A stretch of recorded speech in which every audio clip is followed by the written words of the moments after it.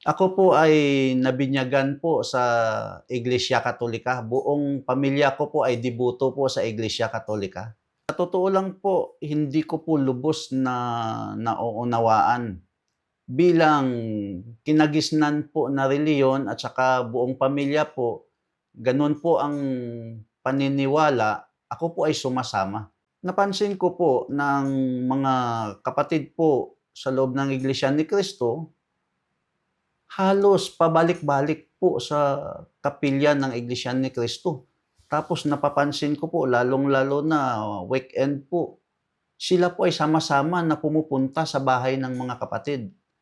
Doon ko po na pagtanto na meron pong kaibahan kumpara po sa kinagisnan kong reliyon. Ang kanilang ginagawa po ay hindi ginagawa ng kinagisnan kong reliyon. Kaya malaking katanungan po sa akin, ano ba ang meron sa Iglesia ni Cristo? Bakit palagi po silang sumasamba? Napakahalaga pala ang pagsamba dahil ito ay utos ng Panginoong Diyos. Bakit at papaano po kayo natawag sa Iglesia ni Cristo? Ganito po yon, kapatid na Mar. Isang araw po, meron pong isang diakonisa sa loob ng Iglesia ni Cristo. Ako po ay inanyayahan na makinig po sa mga aral ng Diyos sa loob ng Iglesia ni Cristo. Bata pa kami noon, wala naman masyadong ginagawa, kaya amin pong pinaunlakan kasama po ang aking kaibigan. Sapagkat napansin ko po sa isang diakonisang ito na porsigido o seryoso talaga sa pag-anyaya sa amin na dumalo po o makinig po sa aral ng Diyos. Kaya doon po namin napag-isipan, ano bang meron sa Iglesia ni Cristo? Bakit itong diakonisa po ay gustong-gusto po kami ay madala sa pakikinig sa loob ng Iglesia ni Cristo. Noon, maalala ko po, sa panahon po ng mga pagsimba sa kinagisnan po nating reliyon, meron din pagtuturo, ngunit sa napansin ko po, hindi po lahat nagmumula sa Biblia.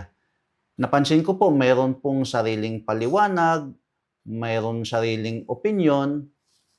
Kaibahan po sa turo ng Iglesia ni Cristo na lahat ng sagot po ay kinukuha o binabasa po sa Biblia. Unang dalo ko pa lang po sa pag-aaral ng salita ng Diyos sa loob ng Iglesia ni Cristo, nakatawag po ng malaking pansin po sa akin ang ganong paraang pagtuturo na mula po lahat sa Biblia. Kaya ako po ay nagpapatuloy sa saliksik po at pakikinig ng mga turo ng mga aral ng Diyos sa loob ng Iglesia ni Cristo. Ang aral po na nakatawag ng pansin sa akin at masasabi ko po na ito ay totoo, nung itinuro po sa amin na iisa ang Diyos na tunay, yun ang Ama na nasa langit. Doon po kasi sa kinagisnan kong reliyon, ang kanilang pagtuturo po ay ang isang Diyos na tunay ay mayroong 3 persona. Bukod pa doon, mayroon pang mga rebulto o imahe, which is na laman ko po na wala po o hindi nakasulat sa Biblia at ito ay labag. Nung lubos ko pong naunawaan ang mga turo sa loob ng Iglesia ni Cristo, doon po ako nagpasya na ako ay aanib sa loob ng Iglesia ni Cristo at saka gustong-gusto ko po mabautismuhan sa loob ng Iglesia ni Cristo sapagkat sumasampalataya po ako, narito po ang kaligtasan na ipinangako ng Panginoong Diyos.